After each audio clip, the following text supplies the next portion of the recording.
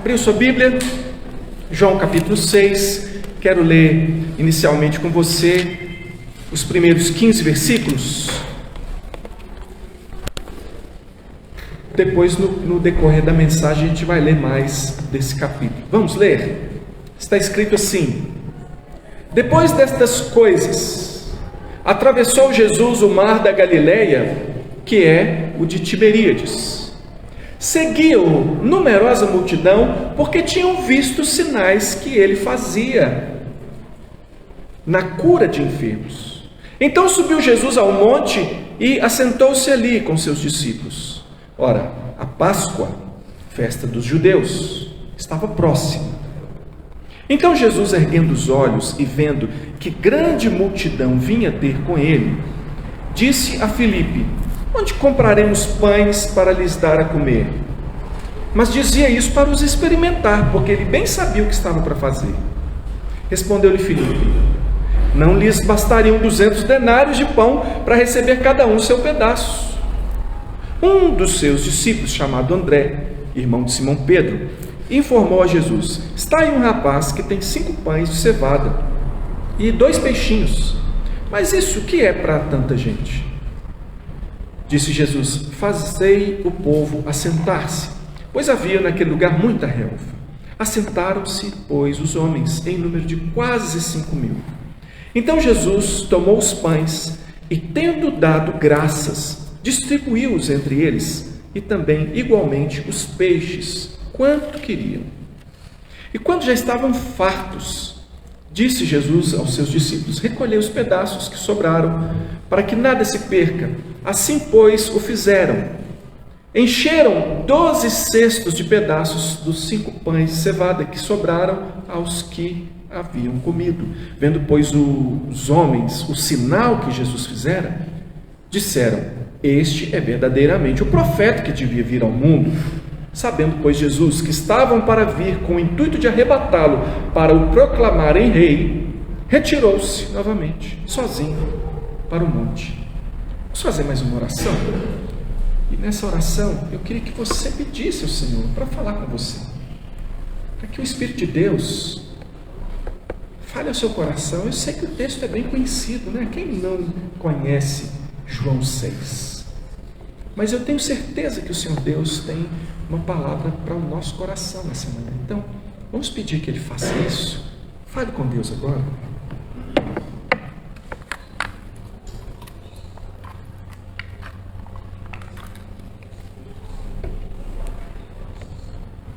Te agradeço, Senhor, porque eu confio no Espírito Santo, Senhor, que está presente, que está agindo, que está em nós, que nos conduz à verdade e que pode nos fazer compreender o ensino que o Senhor tem para nós hoje, pode transformar a nossa vida. Nós te rogamos, Senhor, que o Senhor faça assim, no nome de Jesus. Amém. Bom, o Zequinha, ele estava na sua casa e a chuva estava muito forte e as águas começaram a subir e alguém veio dizer: Zequinha, vamos sair daqui porque essa chuva não vai parar e a água vai subir e vai inundar as casas aqui, alaga. E o Zequinha disse: não, Deus vai me salvar. E a água chegou na porta da casa do Zequinha e um vizinho passando já com os móveis ali, falando: Zequinha, vamos sair daqui. E ele disse: não, mas Deus vai me salvar. E quando a água já estava tomando mais da metade da parede da casa dele, passa alguém de barco e diz: Zequinha, entra aqui, Zequinha, vamos sair daqui. E o Zequinha disse: não, Deus vai me salvar. E o Zequinha sobe para o telhado e a água já está passando do telhado e vem um helicóptero, joga a escada. Zequinha, sobe na escada. Ele: não, Deus vai me salvar, sobe, Deus vai me salvar. E aí a casa caiu e foi embora, e o Zequinha foi com a água e tudo. E o Zequinha encontra com Deus, né? E fala: Deus, mas o Senhor não me salvou? Confiei que o Senhor ia me salvar. Deus fala com ele assim: mas Zequinha, eu mandei até helicóptero para você. E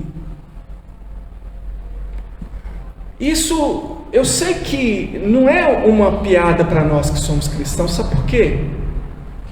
Porque a realidade é que muitas pessoas são como esse Zequinha, eles querem a bênção do seu jeito, tem que ser desse jeito, Deus vai fazer assim, eu quero a bênção do meu jeito, eu quero Deus do meu jeito. Deus, eu não penso que Deus é assim, Deus é assado.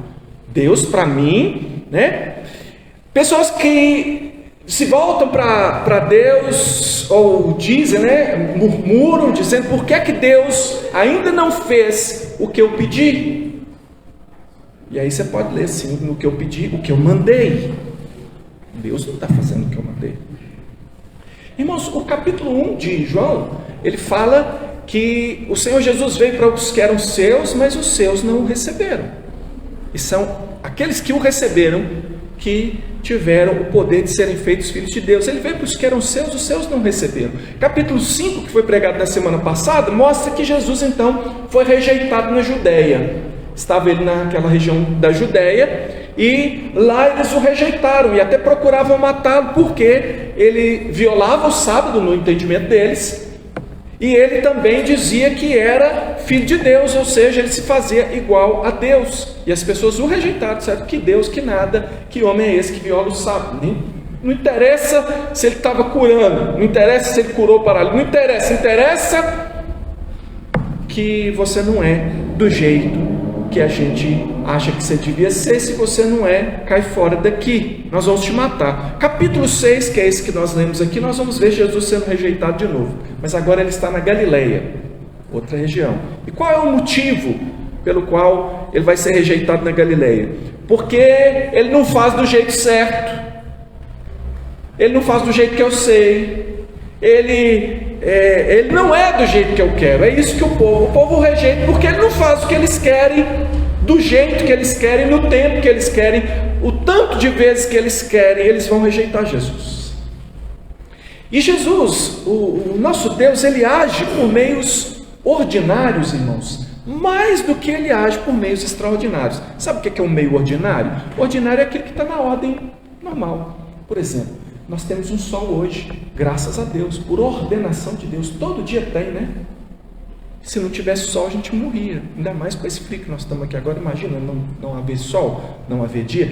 É uma bênção de Deus, mas é uma bênção ordinária, está na ordem. Há muitas coisas que são bênção de Deus, que às vezes a gente vivencia e nem nota. A gente só sente falta quando perde. Bênçãos ordinárias, é muito mais o agir de Deus na nossa vida, através de processos, de caminhos, de ações assim continuadas, do que por intervenções de milagres. Mas a gente quer mais os milagres às vezes. Por que as pessoas rejeitam a Deus? Eu vou ser mais enfático assim, sabe por quê? É porque Deus não rola e não vai buscar o gravetinho quando você joga. Há pessoas rejeitando a Deus por causa disso, e eu quero provar isso por meio do texto que nós vamos estudar. Eu quero provar para você que era assim naquele tempo, eu quero provar para você que isso continua acontecendo. A teologia popular, ela mostra um Deus servil. O Deus é o servo dos homens, que está aí para me fazer feliz, que está aí para fazer aquilo que eu quero. Mas o Evangelho de João, especialmente essa passagem aqui, vai mostrar quem de fato Deus é, e especialmente quem é Jesus, vai mostrar a majestade de Jesus Cristo, esse que nós sabemos que é o grande restaurador. Ele é rei, ele governa, ele não é servo, ainda que ele tenha se feito servo por nossa causa, mas ele é o rei dos reis. E esse texto e esses primeiros 15 versículos que nós lemos aqui mostram o tipo de Messias que o povo quer. Esse aqui, eles votariam nele, eles quiseram levá-lo ao poder, queriam fazer dele rei. Quem é esse Messias que o povo quer? E a gente vai prestar atenção então em alguns versículos que a gente lê. O versículo 1 diz que isso aconteceu algum tempo depois, mas o Evangelho de João ele não é cronológico, Ele não está preocupado em dar todos os detalhes assim, na sequência em que aparecem. O que acontece aqui foi 1 ano depois do que acontece lá no capítulo 5. Tá? É algum tempo depois, é muito tempo depois, não foi na semana seguinte, foi bem tempo depois. Porque o Evangelho de João e os outros evangelhos também fazem um pouco isso, eles não são estritamente cronológicos, apesar de ter uma cronologia mais certinha nos outros evangelhos, mas também há inversões por causa de um aspecto teológico. Como assim? É que Deus quer ensinar alguma coisa através desse evento, então ele coloca um evento depois do outro para mostrar a relação que eles têm entre si. E aí, algum tempo depois, estava Jesus na Galileia, e como você viu, uma grande multidão seguia Jesus. Por que é que eles seguiam Jesus? Milagres. Milagres. E a gente vai ver, estudando a vida de Jesus, que haviam três grupos de pessoas que seguiam Jesus. Você tinha lá a multidão, o povão que seguia Jesus, na grande maioria das vezes por interesse, para ver os milagres, para conseguir os milagres, era um evento, né? Jesus era um evento. Jesus está na cidade, todo mundo quer ver, é aquele cara que faz milagre, vamos lá. Aí você tem os discípulos, que são aqueles que foram chamados por Jesus para andar com ele, e que andaram com ele. E aí você vai ver ainda aqueles discípulos que são da intimidade de Jesus, né? Pedro, Tiago e João também tem uma certa diferença ali entre esses discípulos, nesse relacionamento com o Senhor. E aí Jesus se assenta num lugar que possivelmente sejam aquelas colinas de Golã, que teve a guerra dos 6 dias, que Israel retomou lá, uma parte lá, uma parte lá dessa. É ali que Jesus se assenta. E no verso 4 tem uma expressão que parece que está aqui meio assim, por acaso, né? Porque diz aqui que a Páscoa estava próxima. Mas não é por acaso, irmão, que essa menção da Páscoa. Essa é a segunda das 3 Páscoas que são mencionadas em João. E essa menção era perto da Páscoa. Essa chamada a Páscoa, a festa dos judeus, ela traz a realidade de quem o Messias é. Porque o Messias, ele é o Cordeiro de Deus que tira o pecado do mundo. Essa é a obra de Jesus. Você vai ver que não é isso que o povo está interessado aqui, não. Mas o que Jesus realmente veio ele veio para ser a Páscoa. Ele veio para ser o Cordeiro Pascal. Essa é a missão dele. Por isso que parece que ele estava até perto da Páscoa. Ele é o Cordeiro de Deus que tira o pecado do mundo. E a gente vai ver que na ocasião da Páscoa, de uma forma mais acentuada, com a festa, os judeus se perguntavam: quando é, afinal, que virá o Messias? A Páscoa era um momento em que eles lembravam quando Deus os livrou dos egípcios. E aquilo tinha ganhado uma conotação naquele momento, de que vindo o Messias, o que o Messias vai fazer? Ora, se Moisés foi levantado como líder para tirar o povo do Egito e livrar da dominação egípcia, hoje, eles pensavam naquele tempo, vindo o Messias vai nos livrar da dominação de Roma, porque os romanos dominavam sobre eles. Então, a mente deles, eles estavam esperando que viesse um governante que os tirasse. E aí está o contraste. Era a Páscoa. O povo está se perguntando: quando vem o Messias? Mas o Messias vem para ser o Cordeiro de Deus, ele vem para ser o Cordeiro Pascal. Ele não vem para livrar da dominação dos romanos. O Messias que o povo quer não é um libertador espiritual.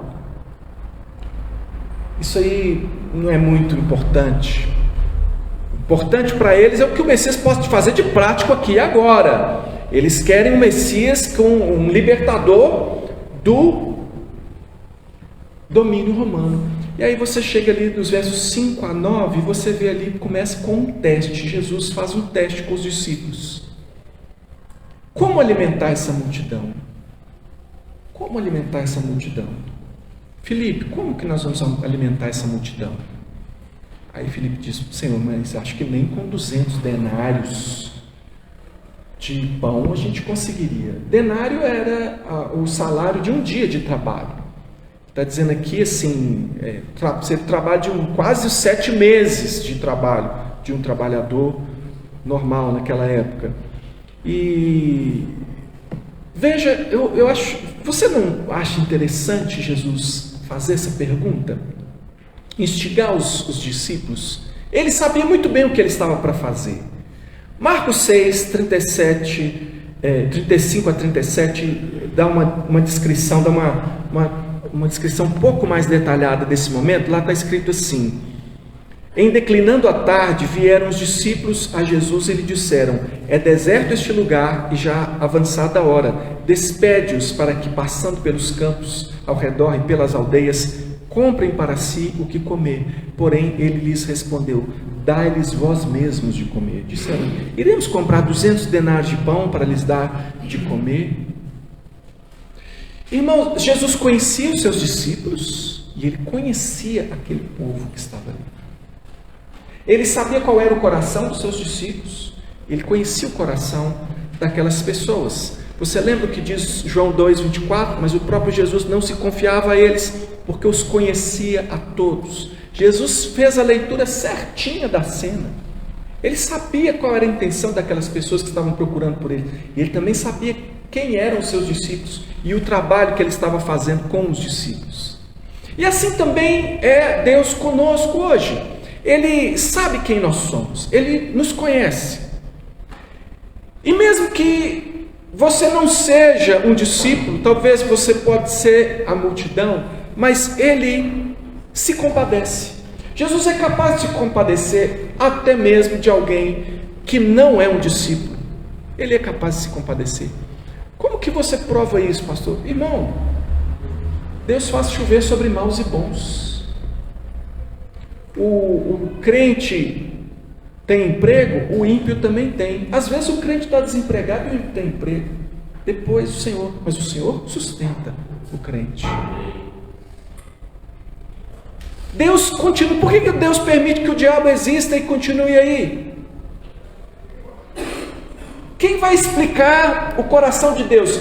O que Deus é capaz, sempre, Ele é capaz de se compadecer. E apesar dele saber das intenções daquele povo que veio procurar por ele, aquela multidão, Ele se compadece. Quando Ele curou os 10 leprosos, você lembra quando Jesus curou 10 leprosos? Que só um voltou. Você lembra? Lá em Lucas 17, a partir do verso 15, diz assim: um dos 10 leprosos que fora curado, vendo que fora curado, voltou dando glória a Deus em alta voz e prostrou-se com o rosto em terra aos pés de Jesus, agradecendo-lhe. E este era samaritano. Então Jesus lhe perguntou: não eram 10 os que foram curados? Onde estão os 9? Não houve porventura quem voltasse para dar glória a Deus, senão este estrangeiro? E disse: levanta-te, vai, a tua fé te salvou. Jesus está ali, 10 leprosos vêm, ele sabe quem vai dar glória a Deus, ele sabe quem vai se prostrar, ele sabe quem dos 10 ele vai salvar. Mas a quantos que ele cura? 10.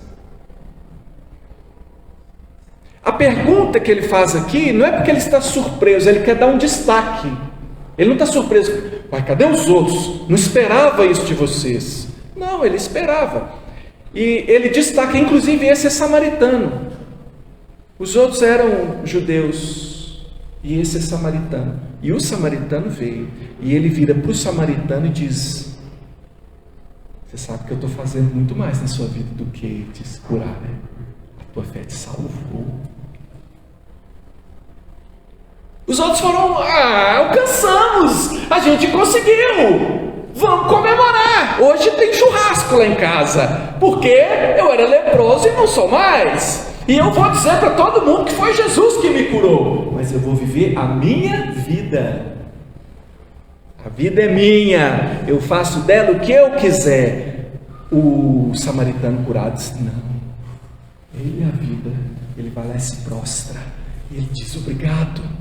E o Senhor diz: aí sim, você é mais do que um curado, você está sendo salvo pela fé. Então eu quero que você tenha bem claro, se você já recebeu um milagre de Jesus, que não é porque você recebeu um milagre de Jesus que você é salvo. É a minoria dos que recebem milagres de Jesus. Você sabe por quê? Porque hoje tem 7 bilhões de pessoas no planeta recebendo milagres de Jesus. Eles podem não saber, eles podem não reconhecer. Quando veio a pandemia, que a gente soube quanto é cara uma respiração, que tantos não conseguiam fazer isso, e foi colocado máquinas para que eles continuassem respirando, e alguns nem com máquinas puderam resistir. A gente começou a dar valor àquilo que a gente nem presta atenção. Você já prestou atenção quantas vezes você respirou hoje? Não. A gente não presta atenção nos milagres. Não é porque você está recebendo um milagre de Jesus, e às vezes tem os milagres diferenciados, que você é salvo. Mas o fato é que, apesar de tudo, apesar de conhecer aqueles homens que o rejeitariam, o Senhor se compadece. E está aqui o Senhor Jesus compadecido de uma multidão faminta. E aí nós temos aí do 10 ao 13 o milagre, né? Jesus, o que eu entendo desse milagre? Jesus tem controle sobre os elementos da natureza. Os elementos. Você já esteve num laboratório de química? Dependendo das misturas, você produz uma outra coisa, tem uma transformação ali, não é? Aí um professor, uma vez, chegou diante dos alunos e falou: gente, tá vendo aqui, ó? Mostrou uma substância transparente, né? Parecendo água, e ele falou: tá vendo? Eu também sei transformar água em vinho. E ele misturou alguma coisa, a água ficou da cor do vinho. Ele falou: tá vendo, gente? Eu também sei fazer o que Jesus fez. Aí um aluno crente, né? Devia ser crente, né? Espertinho lá, falou assim: agora bebe, professor. Agora bebe. Não, Jesus, ele fez um milagre mesmo. Ele fez, como a gente ouviu na semana passada, tal pai, tal filho. Ele fez aquilo que Deus faz, porque Deus chama à existência as coisas que não existem. Não existia aquelas moléculas todas ali de pão, não tinha aquilo. E ele faz surgir enquanto... Porque ele não fez uma montanha de pão, né? Ainda tem mais essa, né? Porque se Jesus fez uma montanha de pão, o pessoal: como que apareceu essa montanha de pão? Aí Jesus fala: pega da montanha. Ele falou: não, pega esses. E enquanto eles repartiam, ia se multiplicando e não acabava, ao mesmo tempo de uma forma discreta, mas por outro lado completamente visível. E aí todo mundo come. Assim como Deus Pai transforma o caos no início da criação, assim como Deus pega a costela de Adão. Tem gente que fala: que ridículo. Você pode achar. E aí Deus foi lá e abriu e tira a costela e faz ali uma mulher. E aí ele faz surgir. As pessoas: isso é ridículo.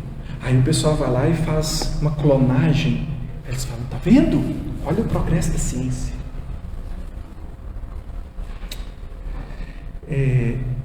Jesus é Deus. Ele tem controle sobre os elementos da natureza. Ele faz aquilo que o Pai faz. Ele transforma 5 pães e 2 peixes em refeição para 5.000 homens, fora mulheres e crianças, porque Ele é Deus. Então, ali, ao fazer isso, já estava uma revelação de quem Ele é. Já era um sinal de quem Ele realmente é.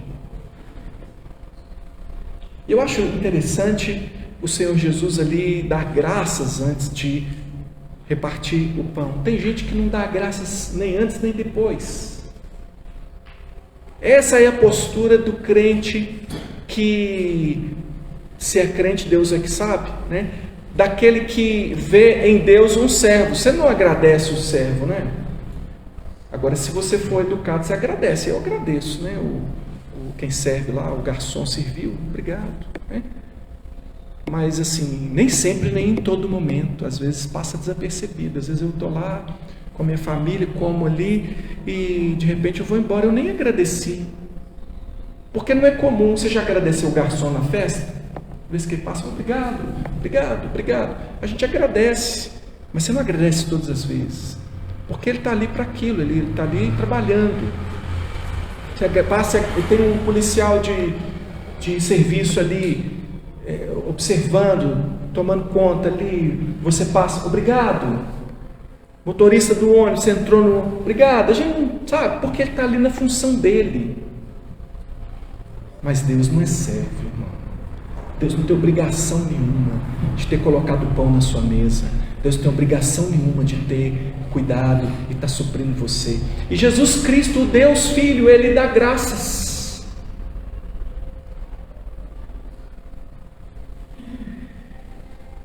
E o milagre acontece, todos saem dali fartos. Eles recolheram os pedaços que sobraram.